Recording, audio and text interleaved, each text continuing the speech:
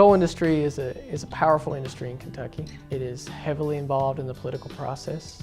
It knows that its future is at stake in the policy decisions that are being made now, particularly in Washington.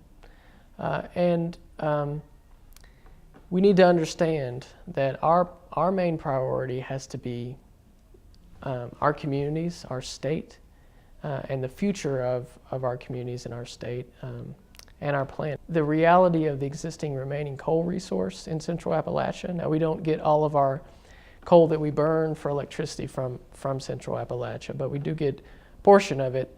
And that coal is just becoming more expensive to mine. As we get into thinner seams of coal, the economics are less favorable and the price goes up, and that translates into electricity prices, higher electricity prices for folks. We use about 1.7% of what we use comes from renewable energy.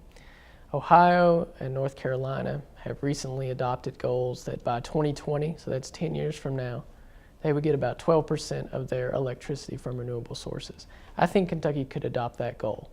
It's not a radical change from where we are, but it's a significant change over the next 10 years. It's a tenfold increase in the share of our energy from renewable sources. If we did that, it would mitigate some of the risk of our dependence on coal. It would allow us to use cleaner forms of electricity, and it would create new jobs for people in all parts of the Commonwealth in developing, installing those renewable sources. I think we're in a difficult spot because of our energy use. We're in a vulnerable position. We're over 93% dependent on coal for our electricity.